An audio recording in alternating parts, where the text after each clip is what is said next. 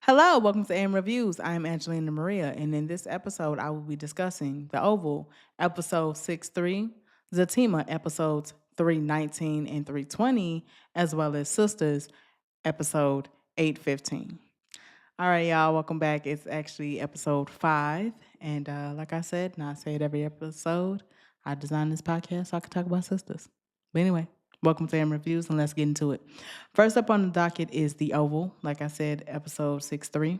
I got quite a few things to say about it, but I won't be on it too long. They're just real quick. The first being Nancy, her sleeping with Rich's daddy. I'm gonna say this: when the Lord said the Father and the Son, that's not what He meant. That's not what He was talking about. That was not it at all. You're supposed to be so distraught that your husband is leaving you, ma'am, but yet and still you want to sleep with his daddy. I'm confused. Don't sound like you miss him at all to me. I don't know what to say. Anyway, speaking of daddies, that brings me to Hunter. He can walk. Um, which is not shocking because they did say that Victoria was giving him medicine or giving him drugs that made it where he could not walk and things of that nature. So he can walk. So it's like I'm assuming the drugs wore off. And speaking of Victoria, baby just like to cause discord. And she might want to tell Eli, baby, you're the sitting president. As long as you're the stand-in president for the sitting president, as long as he's incapacitated. Well, he's no longer incapacitated. He's no longer no longer in the infirmary. He's no longer bedridden. He's no longer wheelchair bound. He could walk. So it's like, she might want to tell him that while she run around the whole White House telling everybody what Bobby got going on and who he's sleeping with, which brings me to him, Mr. Bobby. Baby, you can't sleep with everything. It's not cute. It's just not cute. Like she said, you slept with Donald's wife. You didn't sleep with Priscilla, but you was about headed that way. I think she stopped him or whatever. But I think he actually likes her. And then there's Simone. And she did say something that made a lot of sense to him.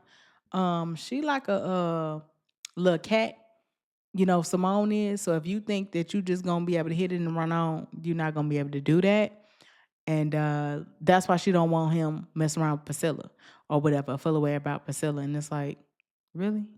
Okay, I guess. Um, but I really think he just sleeping with Simone because it's something to do. Like he said, it's convenient. But I think he actually likes Priscilla.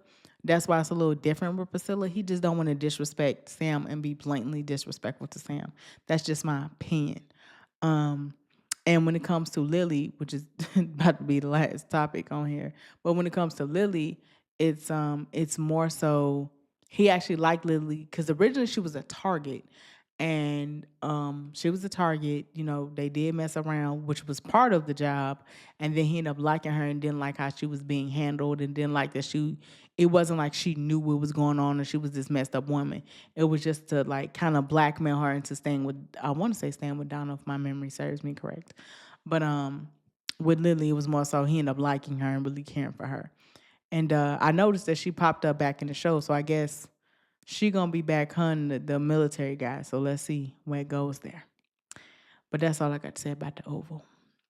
Episode 6-3. Anyway, moving on to Zatima. Like I said, episodes 319 and 20. Few things. Malachi and Lindsay. I'm sorry, Leslie. My bad.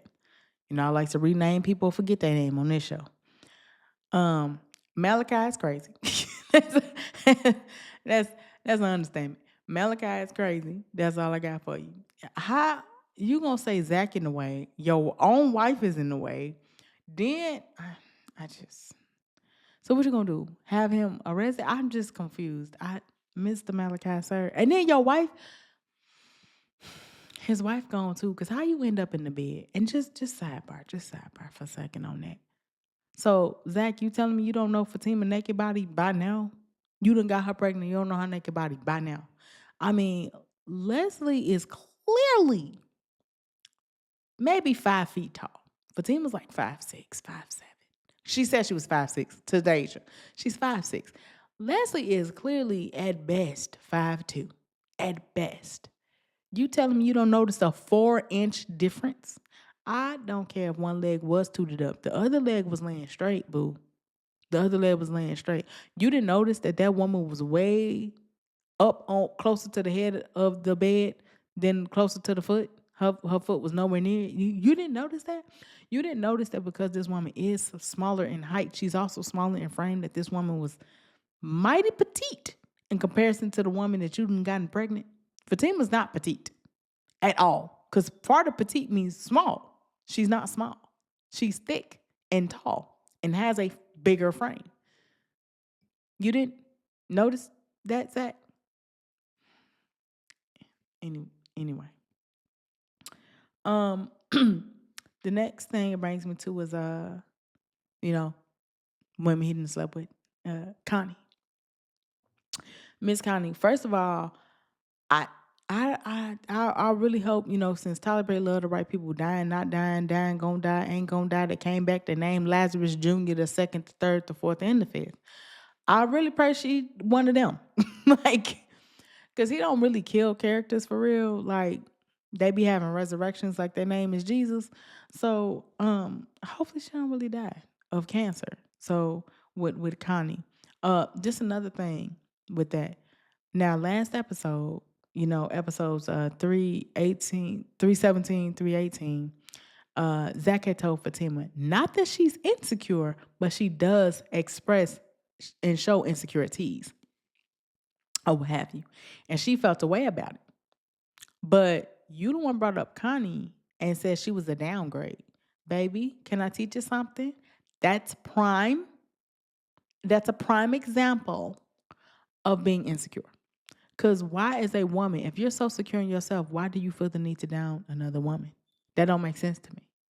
It will never make sense to me.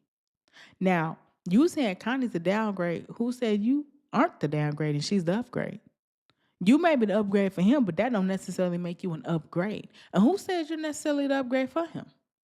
If you think about it, if a person only been dealing with twos all their life, when that 4 come along, yeah, you're technically an upgrade, but I mean, there's also 6 and 7s and 8s and 5s and 9s and actual 10s. Just saying, babe. Just saying. That's a prime example of being insecure. Meanwhile, Connie even saying to him, "Oh, you gonna be good because you got that one over there, and yeah, you got a bomb woman over there." She's complimenting you, and just 5 minutes prior, you was upstairs downing and disrespecting her. That's crazy. That's crazy. The next thing I want to talk about is Mr. Jeremiah. A few things. One, anybody shocked that he didn't stay in rehab? But 5 minutes. Anybody shocked? I'm not. Next thing, him wanting to speak. I will say this. I'm also not shocked that he was able to be coherent enough to be like, my mama's funeral. You have to be really out it as an addict. I mean, because he still had a connection to his mama. So, of course, he was going to remember that and know to show up for that. So, it's like not that shocking that he was like, oh, let me go to the funeral and try to give my support. Of course, he didn't do it as coherently or as productively as possible or, as cooperative or what have you. But I do want to know what the heck he was going to say about that pastor.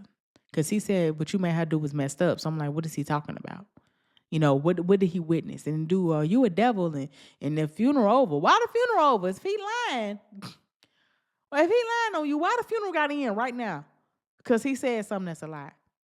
If it's a lie, I don't entertain lies. I ain't never entertained a lie. So why the funeral got to be over all of a sudden? That was my thing. I just want to know. So that makes me feel like Jeremiah must have witnessed something.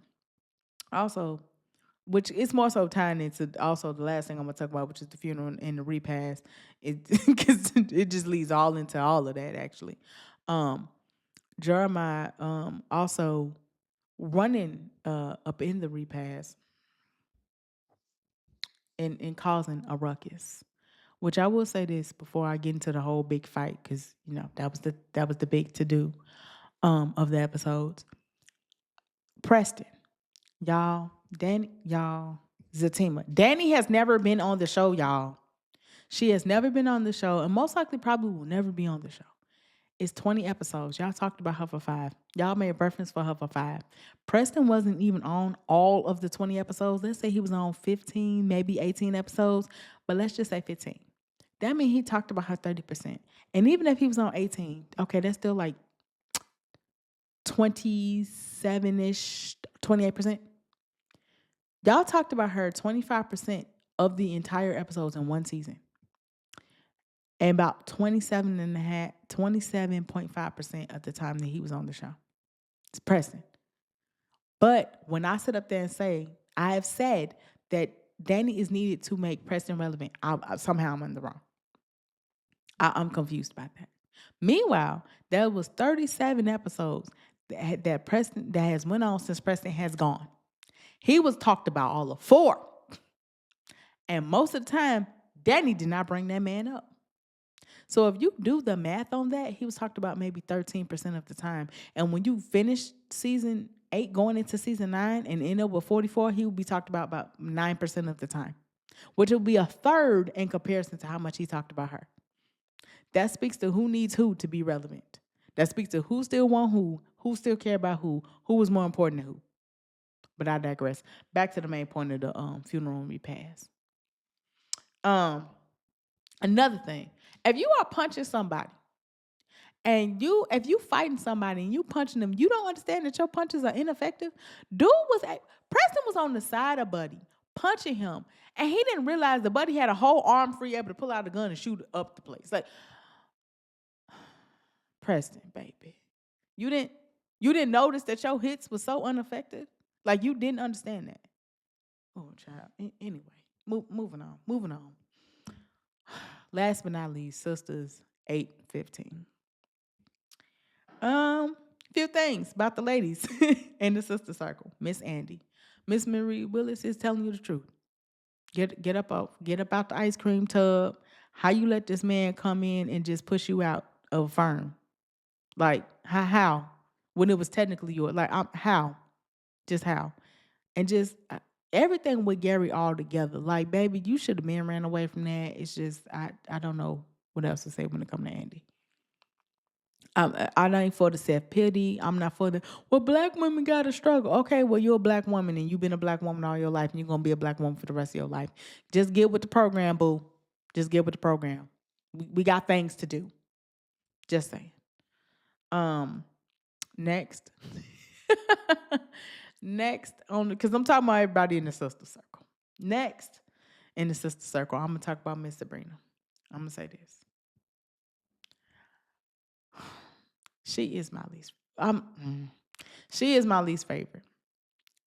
But she actually went back up in rank only because of the way she took care of Danny. Because I never understood why Danny liked her. Sabrina, when it comes to her men, she's very manipulative and she's trash. I'm going to be honest. That woman is, I hate to say it, she borderline toxic. She trash because consistently you will watch Sabrina be with a man that she really don't want or really don't want her, and she got to make it like they don't want her, and then she will shift them on how they see themselves, how they maneuver and in the world and things like that. And they will shift and change for her. And when they do, she's still not satisfied. It's still not good enough. She did it with Calvin. When she met Calvin, she told all the girls, I think he gay. That's why Danny questioned him. And when she did, Calvin started to have issue with Danny and start to not like Danny. And that's where that discord came from, right? That disconnect came from. All the way to his panties, the fiber, all that. But you did all of that. You never once in the moment said, I don't like this. You never once communicated with him. He begged you, asked you. You played game after game after game. Fast forward to Rich. You did the same thing. All of season 7, we watched Rich be like, I ain't having no baby. I'm one of 55 kids. I don't want to have no kids. I'm tired of it. I'm the oldest. I done been uncle. I'll be uncle. Y'all got it. I don't want to do it. Watch that man all of season 7. By the season finale, he was like, you know what? I'm for it. Come through. He willing to do whatever it takes to be for it, right? Then he found out he got sickle cell. There's a 75% chance. Yes, we're going to call this the percentage episode. There's a 75% chance that child won't even have sickle cell, let alone the trait.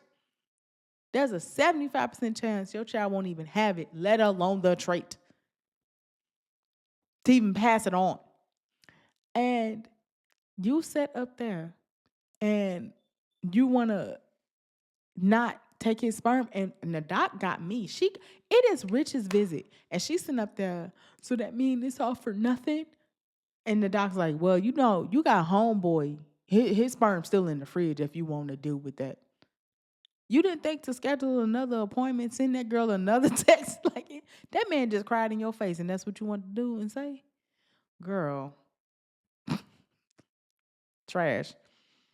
And then she talking about some someday. Okay, but it was someday when it was, correct me if I'm wrong now, when it was season 7, episode 2, and you wanted to hop up on him and tell him to shoot the club up, it was someday then. Someday would have been 9 months from the day he shot the club up that night. When it was Mimosa Monday, it was shoot the club up. It wasn't no someday then. But he got sickle cell now someday. What? Girl, anybody got time. Anybody got time. Moving on to the next actual pregnant women, Fatima and Karen.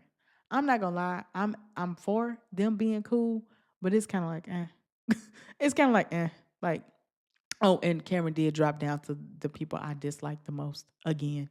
For a long time, she was somebody I didn't care for, and then I rewatched Sisters, which I usually do just to see, because you know when you rewatch something, you see things you didn't see, and then also as you grow and get older, your life, perspectives change, so you see things differently. So it went from being Karen at the bottom to Sabrina, because I realized the way people will sometimes see Danny is because of Sabrina, because back to she's manipulative. But they about tied at this point, because if you see that Fatima and Danny are borderline building a friendship or cool and all that, and Zach is cool, and you know this girl had a panic attack. Meanwhile, this the same woman had a panic attack. In the midst of her panic attack, let's go check on Karen. Let's drop everything and see what had Karen at, since she hear you in the hospital. The very next morning, you tell Zach go check on her, but tell Fatima, don't let Zach tell her nothing because she can't hold water. Why is you down in this girl and you see they trying to build a friendship and her and Zach still cool? Like, why is you doing that? Like, what did you say that for?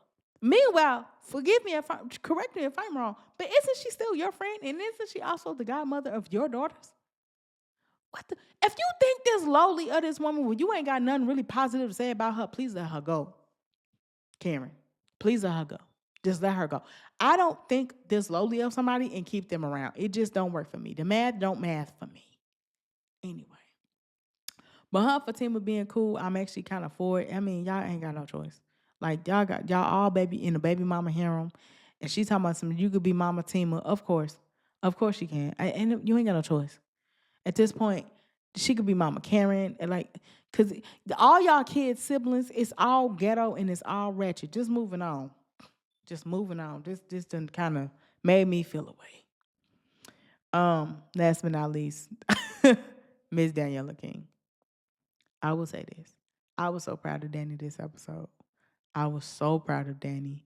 And even last episode, I was just proud of everybody for pulling up for her, because Danny is always pulling up for everybody. Like, Danny be going through. If you really rewatch Sisters and you check who had the hardest season, who took the toughest blow, who took the hardest hit, it be Danny. Unquestionably be going through the most. Her cross be too heavy. Her yoke, her load be too heavy. Her burden be too heavy. Man. And she be there for everybody else like she ain't carrying 2 tons. Everybody else be carrying 20 pounds. She carry 2 tons and be there for you and try to help you lift them 20 pounds. Like, what? What? And y'all wonder why that girl picking up a bottle and a vape. You should be glad she ain't picking up crack, okay? And some more stuff. I'm just going to be honest. She could be picking up other things.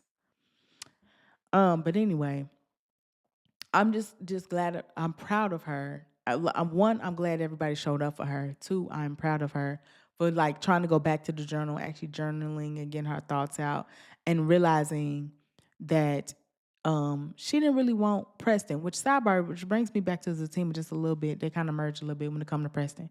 It is mighty funny to me that by the season finale, his first season, they pretty much had the same problem with Preston that Danny had. But y'all say Danny in the wrong.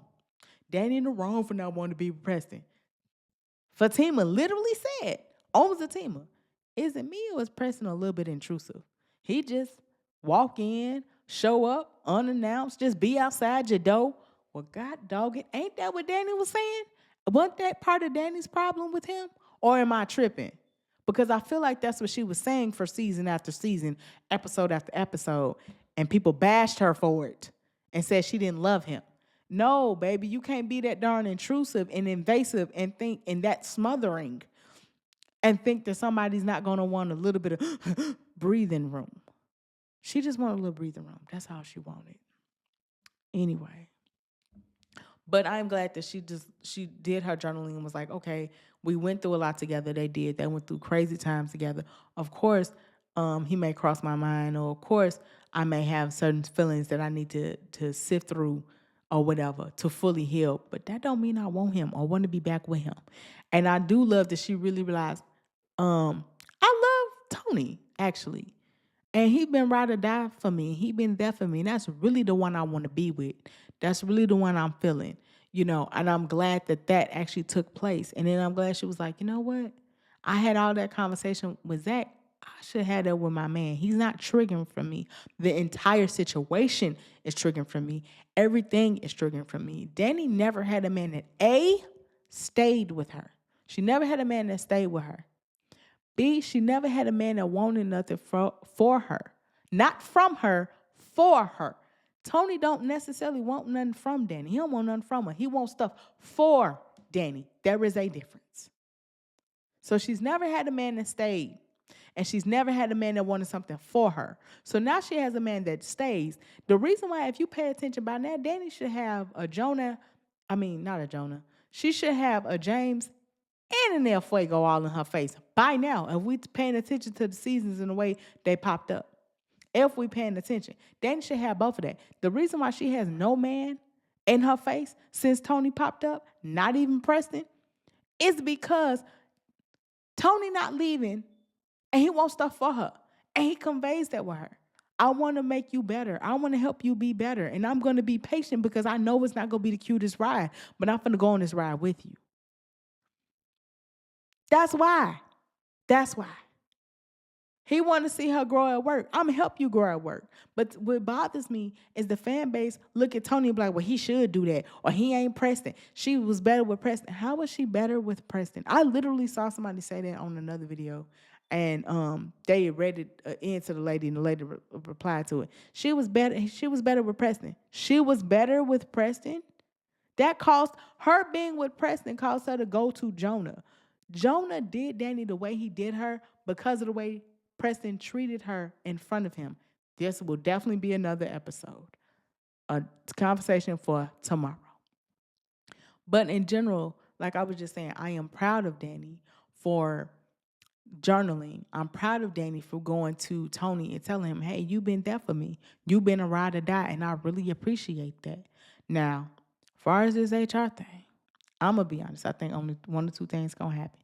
I think either they're just going to make them disclose their relationship so that way there's no lawsuit. Because I feel like if they disclose their relationship and it's public record and it's on file, Danny can't sue. Danny can't say sexual harassment. I think that's it. Or they might actually give her that promotion just straight out because remember the leadership program that he had put her into? They might just give it to her and be like, you know what, you have been here X amount of times. You did help out with the Logan situation, da-da-da-da-da. That's what I feel like gonna happen. The way they like to write stuff on Sistas, they'll make it seem like she about to not have a job and then come to find out she will. She'll have 3, So anyway, that's been my tidbit on the Oval episode 6-3, Zatima episodes 319, 320, and Sistas episode 815.